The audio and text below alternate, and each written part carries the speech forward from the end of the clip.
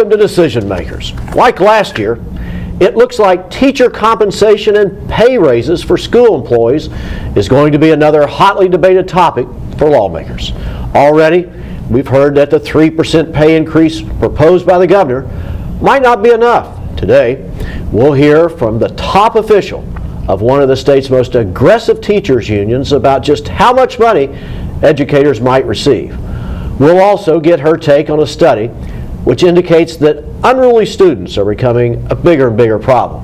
But first, with the Martin Luther King holiday coming up on Monday, we thought it might be a good time to discuss race and just how far West Virginia has come in terms of race relations. And here to help us sort that out is one of the leading authorities and one of the leading voices in the continually battle for equality, Pastor Matthew Watts from the Grace Bible Church here in Charleston. Well, Pastor Watts, thank you for being with us. Thank you for having me. You know, we grew up, you were down in Mount Hope, and that's correct. About the same time I was down in Hinton, and you know, West Virginia really is a different state today than it was then, but what's it like to be a black person in West Virginia? It's a wonderful experience. I mean, we have certain challenges, and being one of these late baby boomers by myself, you know, I was born and raised at the time the schools were still segregated. And so I actually went to segregated elementary schools until I reached all through elementary school. I guess the last year, 6th grade, was when they were finally desegregated. And so we saw that part, you know, of segregation and some of the mistreatment, sitting in the back of the theater and those type of things. But at the same time, we saw a tremendous amount of progress from people of goodwill who realized that we may have come over on different ships.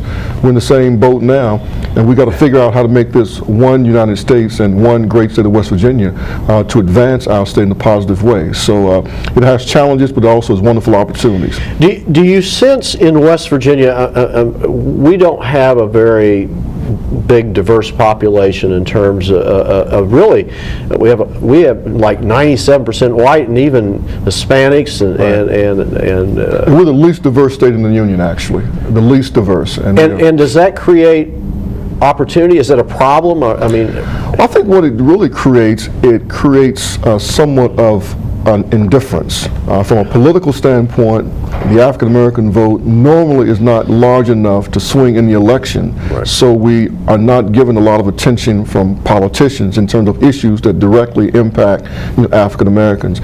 And the broader society very often can ignore some of the pressing pathologies and problems that affect the African American community because it's unique. 25% of the African American population in the entire state is in Kanawha County, you see, and 82% of all blacks live in 10 counties. So blacks are concentrated in specific areas, and for the most part in what we call urban communities.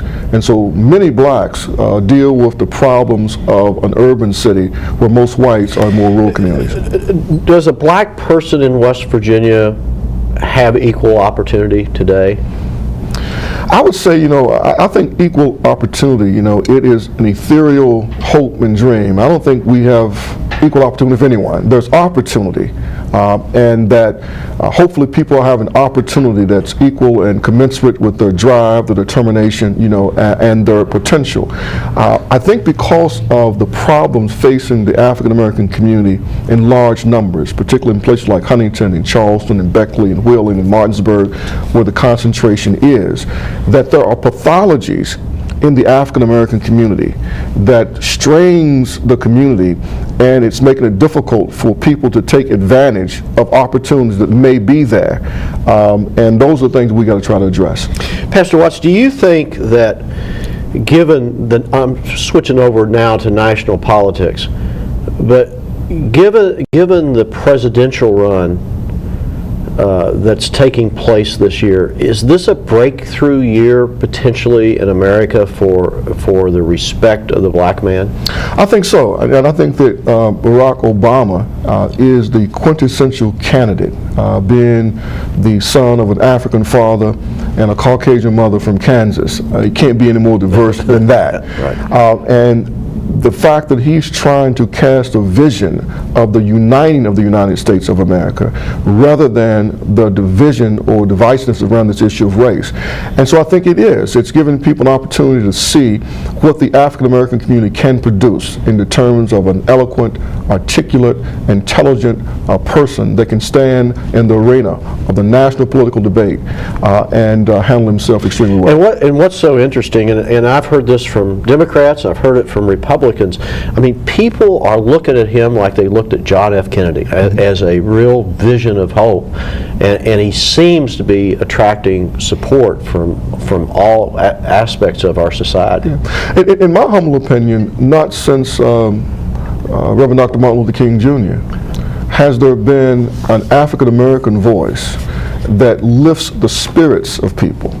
And that's what Barack Obama's voice does. He has this unique ability and this energy and this enthusiasm and this infectious excitement where spirits are lifted. And so win or lose, I think he has been good for this political process, and I think it's been good for young people, both African American, Caucasian, Hispanic, Latinos, what have you, to see and to hear this voice in our political process. You know, back when we were growing up down in southern West Virginia in 1964, we had a march in Washington led by Martin Luther King, who we are honoring this weekend. And yet, a controversy broke out last week when Hillary Clinton almost, I mean, I don't know if she was trying to, but almost diminished what I thought was a lot of work by Dr. King to get this country in a position to accept equal racial equality. What was your reaction to her comments? I think that there are times that some whites can become so comfortable with blacks that they can become somewhat cavalier in the rich African American history. Martin Luther King, in my opinion, is the greatest person this country has produced. Now, I love Lincoln and I love Washington and Jefferson, but they had the power of the government and they had the power of the military and they had the power of resources. And Martin Luther King had the FBI, CIA, and many other organizations against all of his efforts. Right. But in light of all of that, he moved this country to have a major breakthrough on the civil rights issue. What she did not realize is that what she was saying, in essence, that it took a Caucasian man before a black man could accomplish anything. And that's the way many African Americans understood it. It was very insensitive at best, the statement that she made, but it was made to advance her political stature in saying that you need someone like me to be able to advance the issues of African American people. Final question, do you see the day, can you visualize the day when we don't see a color difference between each other in West Virginia and America? I certainly have the hope and I have the dream, not so much that we don't see it, but that we don't see it as being something to divide us. We see it as something that we celebrate the diversity and the differences and the value that each of the diverse people groups bring. So that's what I would hope, that we will celebrate it. Well, Pastor Matthew Watts from the Grace Bible Church, thank you so much for being with us and honoring Dr. King. And we'll be right back after this quick break.